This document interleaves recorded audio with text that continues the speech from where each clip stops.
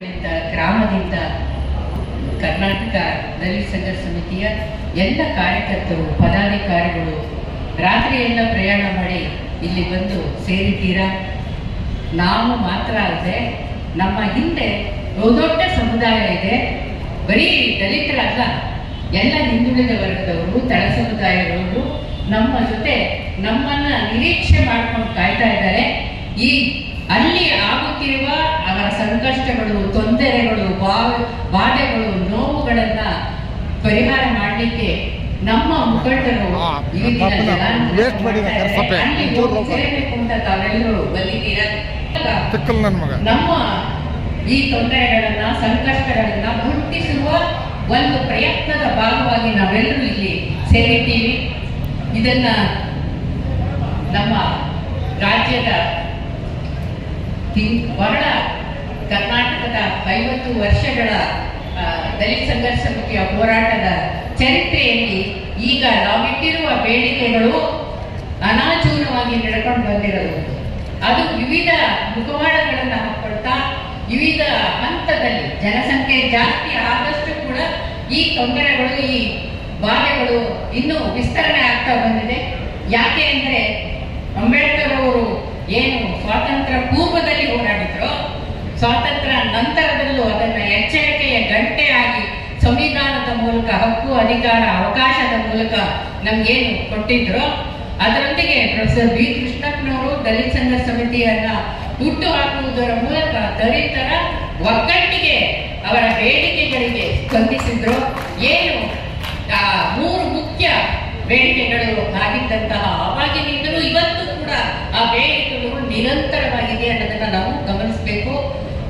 ಒಬ್ಬ ಮನುಷ್ಯ ಘನತೆಯಿಂದ ಬದುಕಬೇಕಾದ್ರೆ ಅವನಿಗೊಂದು ಉದ್ಯೋಗನಾರ ಇರಬೇಕು, ಒಂದಿಷ್ಟು ಭೂಮಿನಾರ ಇರಬೇಕು, ಇರ್ಲಿಕ್ಕೆ ಒಂದು ವಸತಿ ಇರಬೇಕು, ಹಾಕಿಕೊಳ್ಳಲಿಕ್ಕೆ 4 ಉಡುಪುಗಳಾದರೂ ಇರಬೇಕು. ಅಷ್ಟಕ್ಕೆ ನಮ್ಮ ಜನರಿಗೆ ಅವಕಾಶವನ್ನು ಕೊಡಿ. ಈ ಅಸ್ಪೃಶ್ಯತೆ, ಅವಮಾನ, ದೌರ್ಜನ್ಯದ ಜೊತೆಗೆ ಇದನ್ನು ಇಲ್ಲವಾಗಿಸುವಂತಹ ಮಾಡುವಂತಹ ಹುನ್ನಾರಗಳನ್ನ ಬಿಡಿ ಅಂತ ಹೇಳಿ ಅವಾಗಿಂದಲೂ ಅಂಬೇಡ್ಕರ್ ಅವರು ಹೇಳ್ತಾ ಬಂದು, ಕೃಷ್ಣಪ್ಪನವರು ಹೇಳ್ತಾ ಬಂದು, ಸ್ವಾತಂತ್ರ್ಯ ಬಂದು ನಮ್ಗೆ 80 ವರ್ಷಕ್ಕೆ ಕಾಲಿಡ್ತಾ ಇದ್ದೀವಿ. ಕರ್ನಾಟಕದ ಏಕೀಕರಣ ಆಗಿ 70 ವರ್ಷಕ್ಕೆ ಮುಗಿದ್ವಿ. ದಲಿತ ಚಳವಳಿ 50 ವರ್ಷವನ್ನ ಕ್ರಮಿಸಿ ಮುಂದಕ್ಕೆ ಸಾಗ್ತಾ ಇದೆ. ಇವತ್ತು ಕೂಡ ದಲಿತ ಸಂಘರ್ಷ ಸಮಿತಿ ಇಂಥ ಹೋರಾಟ ಮಾಡಬೇಕಾದಂತ ಅನಿವಾರ್ಯತೆ ಇದೆ ಅಂತ ಹೇಳಿದ್ರೆ ಸರ್ಕಾರಗಳು ಎಚ್ಚೆತ್ತುಕೊಳ್ಬೇಕು. ಯಾವ ಜನರಿಂದ ಬಂದ್ರು, ಯಾವ ಜನರು ತಮ್ಮನ್ನ ಗೆಲ್ಲಿಸಿದ್ರೋ ಅವರ ಬೇಡಿಕೆಗಳು ಏನು ಅನ್ನೋದನ್ನ ಕೇಳಬೇಕು. ಅವರಿಗೆ ಕಿವಿಯಾಗಬೇಕು, ಕಣ್ಣಾಗಬೇಕು, ಹೃದಯವೇ ಆಗಬೇಕಾದಂತಹ ಈ ಸಂದರ್ಭದಲ್ಲಿ ನಾವಿದ್ದೀವಿ ಅನ್ನೋದನ್ನು ನಾವು ಕಾಣಬೇಕು. ಏನು ಭೂಮಿ ಹೋರಾಟವನ್ನು ಮಾಡ್ತಾ, ಸಿದ್ಲಿಪುರದ ಭೂಮಿ ಹೋರಾಟದಿಂದ ಹಿಡಿದು ಇವತ್ತಿನವರೆಗೂ ಸುಮಾರು 10 ವರ್ಷದ ಕೆಳಗೆ ಒಂದು 25,000 ಜನರನ್ನ ಇಲ್ಲಿ ಸೇರಿಸಿ ಹೋರಾಟ ಮಾಡಿದ್ವಿ. ಆಗಿನ ಸರ್ಕಾರದವರು ಎಲ್ಲಿ ಬಗೆಹರಿತು ಸಾಗುವಳಿ ಮಾಡ್ತಾ ಇದ್ದಾರೆ, ಯಾವುದು ಇಲ್ಲೇ ಇಲ್ಲ ಅಂತ ಆಗಿನ ಮುಖ್ಯಮಂತ್ರಿಗಳು ಹೇಳಿದ್ದು ತಮಗೆ ಎಲ್ರಿಗೂ ಗೊತ್ತಿದೆ ಅಂತ ನಾನು ಭಾವಿಸ್ತೀನಿ.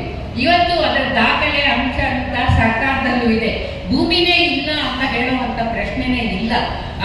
ಸಣ್ಣ ರೈತರು, ಅತಿ ಸಣ್ಣ ರೈತರು, ಕೃಷಿ ಕಾರ್ಮಿಕರು ಇಲ್ವೇ, ಹಾಗೇನೆ ಬಗೆಹರಿತು ಸಾಗುವಳಿ ಇಲ್ಲೇ ಅಂತ ಹೇಳಿಬೇಕಾದ್ರೆ ಒಂದು ಸಮೀಕ್ಷೆಯನ್ನ ಈಗಿನ ಪರಿಸ್ಥಿತಿಗೆ ಅನುಗುಣವಾಗಿ ಮಾಡಿಸಕ್ಕೆ ಮಾಡಿದ್ರೆ ತುಂಬಾ ಒಳ್ಳೆಯದಾಗುತ್ತೆ ಅಂತ. ಹಾಗೆ ವಸತಿ ಇಲ್ಲದ, ಇವತ್ತು ನೀವು ಮೀಡಿಯಾಗಳಲ್ಲಿ ನೋಡ್ತೀರಾ, ಎಂತೆಂತ ಪ್ರದೇಶಗಳಲ್ಲಿ ಮೀಡಿಯಾದವರು ಹೋಗಿ ಹೇಗಿದ್ದಾರೆ ನಮ್ಮ ಜನ ಅಂತ ಹೇಳಿ ತೋರಿಸಿದ್ದಾರೆ. ಅದನ್ನ ನಾವು ಕೂಡ ಎಲ್ಲರೂ ವಾಸ ಮಾಡ್ತಾ ಇರುವಂತ ಕಡೆ ನಾವೆಲ್ಲರೂ ಹೋಗಿ ನೋಡಿದ್ದೀವಿ. ಎಂತ ಮನೆಯಲ್ಲಿ ಇದ್ದಾರೆ, ಎಂತ ಹೀನ ಸ್ಥಿತಿಯಲ್ಲಿ ಇದ್ದಾರೆ. ಆ ಕಡೆ ಚರಂಡಿ, ಓಡಾಡಕ್ಕೆ ಜಾಗ ಇಲ್ಲ, ಮನೆಯಲ್ಲಿ ಹೊಂಟಣ ಇಲ್ಲ ಅಂತ ಪರಿಸ್ಥಿತಿಯಲ್ಲಿ 10 ಜನ ಇರುವಂತಹ ಕುಟುಂಬಗಳನ್ನ ನಾವು ಕಂಡಿದ್ದೀವಿ. ಅದಕ್ಕೆ ವಸತಿ ಸಮಸ್ಯೆ ತಮ್ಗೆಲ್ಲರಿಗೂ ಗೊತ್ತಿದೆ. ಹಿಂದೆ ತುಮಕೂರು ಸಾರಿಗೂ ಗೊತ್ತಿದೆ, ತುಮಕೂರು, ರಾಯಚೂರು, ಶಿವಮೊಗ್ಗ ಆ ಕಡೆಗಳೆಲ್ಲ ವಸತಿ ಯೋಜನೆಯನ್ನ ಮಾಡಿದ್ರು. ಈಗ ಕೇಂದ್ರ ಸರ್ಕಾರದ ವಸತಿ ಯೋಜನೆ ಇದೆ, ಹಾಗೇನೆ ಕರ್ನಾಟಕ ಸರ್ಕಾರದ ವಸತಿ ಯೋಜನೆಗಳಿವೆ. ಅವು ಅನುಷ್ಠಾನದಲ್ಲಿ ಎಲ್ಲಿ ಎಡುತ್ತಾ ಇದ್ದಾವೆ, ಎಲ್ಲಿ ಅಪ್ಪಿತಪ್ಪುಗಳಾಗ್ತವೆ, ಎಲ್ಲಿ ನ್ಯೂನತೆಗಳು ಆಗ್ತಾ ಇದ್ದಾವೆ ಅನ್ನೋದನ್ನ ಗಮನಿಸಿ ವಸತಿ ಇಲ್ಲದವರ ಪಟ್ಟಿಯನ್ನ ಹೊಸದಾಗಿ ತಯಾರಿಸಿ, ಯಾವುದೋ 94ನೇ ಇಸ್ವಿನಲ್ಲಿ ಹಾಕಿದ್ದ ಅರ್ಜಿಗಳನ್ನೇ ಇಟ್ಕೊಂಡು ಮಾಡದೇನೆ ಈಗಲೇ ಪುನಃ ಸಮೀಕ್ಷೆ ಸಮೀಕ್ಷೆಯನ್ನ ಮಾಡಬೇಕಾಗಿ ನಾನು ಅವರಿಗೆ ಮತ್ತೊಮ್ಮೆ ಕೋರ್ತಾ ಇದ್ದೆ. ಹಾಗೆಯೇ KPN ಶಾಲೆ NEP ಅಂತ ಹೇಳ್ಬಿಟ್ಟು ಮಕ್ಕಳಿಗೆ ಗೊಂದಲಗಳನ್ನು ಎದುರಿಸಿ ಇದೆರಡರ ನಡುವಿನ ತಿಕ್ಕಾಟದಲ್ಲಿ ಖಾಸಗಿಯವರು ಬೆಳೆದಂತ ಆಗಿರೋದನ್ನ ನಾವು ಗಮನಿಸಬೇಕು. ಹಳ್ಳಿಗಾಡಿನ ಮಕ್ಕಳು ಈ ಸರ್ಕಾರಿ ಶಾಲೆ ಮುಚ್ಚೋದ್ರಿಂದ KPNಗೂ ಬರಲ್ಲ, NEPಗೂ ಬರಲ್ಲ, ಸರ್ಕಾರಿ ಶಾಲೆ ಇಲ್ಲ. ಹಾಗೆಯೇ ಏನು RTE ಬರಬೇಕು ಅಂತ ಏನು ಹೋರಾಟ ಮಾಡಿದ್ವು ಅದನ್ನು ಕೂಡ ನಶಿಸಿ ಹೋಗುವಂತಹ ಕಾಲದಲ್ಲಿ ಕ್ರಮಿಸ್ತಿದ್ವಿ. ಅದರ ಬದಲಾಗಿ ಪ್ರೈವೇಟ್ ಕಾಲೇಜುಗಳು, ಖಾಸಗಿ ಕಾಲೇಜುಗಳು ಬರ್ತಾ ಇದ್ದಾವೆ. ಹಾಗೆಯೇ SEZಗಳು ಇದರಿಂದ ಕಾರ್ಪೊರೇಟ್ ಸಂಸ್ಥೆಗಳಿಗೆ ಭೂಮಿಗಳನ್ನ ಕೊಡ್ತಾ ಇರೋದ್ರಿಂದ ನೀವು ಬನ್ನಿ, ನಿಮಗೆ ಕೆಂಪು ಕಂಬಳಿಯನ್ನು ಹಾಸಿ ಕರಿತಾ ಇದ್ದೀವಿ ಅಂತ ಹೇಳಿ ವಿದೇಶಿಯ ಹೂಡಿಕೆದಾರರಿಗೆ ಕರಿತಾ ಇದ್ದಾರೆ. ಆದರೂ ವಿದೇಶಿ ಹೂಡಿಕೆಯನ್ನು ಆಗದೆ ದೇಶದ ರೂಪಾಯಿಯ ಮೌಲ್ಯ ದಿನಕ್ಕೂ ಕೂಡ ಕೆಳಮಟ್ಟಕ್ಕೆ ಇಳಿದು ಹೋಗಿರೋದನ್ನ ತಾವೆಲ್ಲರೂ ಗಮನಿಸಿದ್ದೀರಾ. ವಿದೇಶಿ ಹೂಡಿಕೆ, ದೇಶೀಯ ಹೂಡಿಕೆ ಇಲ್ಲದೆ ಇರೋದು ಅದು ಬಹಳ ಮುಖ್ಯ ಕಾರಣ. ಕೇಂದ್ರ ಸರ್ಕಾರದ ಆರ್ಥಿಕ ನೀತಿಗಳು ಇಲ್ಲದೆ ಇರೋದನ್ನ ಬಹಳ ಮುಖ್ಯ ಕಾರಣ ಅಂತ ಹೇಳ್ಬೋದು.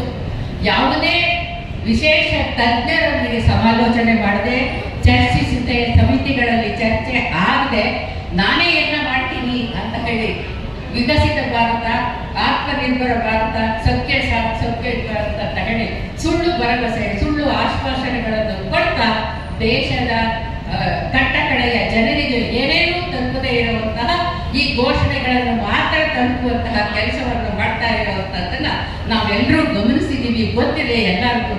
ಅದರ ಜೊತೆಗೆ ಇಲ್ಲಿ ಕೂಡ ಕರ್ನಾಟಕದಲ್ಲೂ ಕೂಡ ಅಸ್ಪೃಶ್ಯತೆಯ ಆಚರಣೆಗಳು ಅಲ್ಲಲ್ಲಿ ಬೇರೆ ಬೇರೆ ಇದೆ, ಇಂದಿಗೂ ನಡೀತಾ ಇರೋದನ್ನ ಕಾಣುವುದು.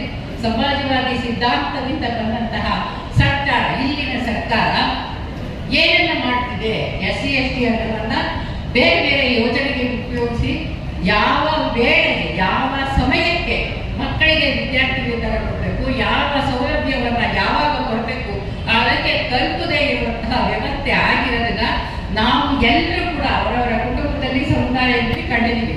ಇದಕ್ಕೆಲ್ಲವನ್ನು ಕೊನೆ ಮಾಡಬೇಕು ಅಂತ ಅಂದ್ರೆ ಏನು ಸಂವಿಧಾನದ ನಿರ್ದೇಶಕ ತತ್ವಗಳಲ್ಲಿ ಏನು ಹೇಳಿದರೆ ಹಕ್ಕು, ಅಧಿಕಾರ, ಅವಕಾಶ ಇಲ್ಲಿನ ಪ್ರತಿಯೊಬ್ಬ ಜನಸಾಮಾನ್ಯರಿಗೂ ತಲುಪಬೇಕು ಅನ್ನೋ ಏನು ಸಿದ್ಧಾಂತ ಇದೆ ಅದಕ್ಕೆ ಚ್ಯುತಿ ಉಂಟಾಗ್ತಾ ಇರೋದ್ರಿಂದ ಗಮನ ಇಟ್ಟು ಸರ್ಕಾರದವರು ನಾವು ಕೊಡ್ತಾ ಇರುವಂತ 19 ಬೇಡಿಕೆಗಳ ಬಗ್ಗೆ ಚರ್ಚೆ ಮಾಡಿ, ಸಮಿತಿ ಮಾಡಿ, ನಮ್ಮೆಲ್ಲರನ್ನು ಕರೆಸಿ ಮುಂದಿನ ತೀರ್ಮಾನಗಳನ್ನು ತೆಗೆದುಕೊಳ್ಬೇಕು ಅಂತಲೂ ಕೂಡ ನಾನು ಸಂದರ್ಭದಲ್ಲಿ ಹೇಳಕ್ ಇಷ್ಟಪಡ್ತೀನಿ.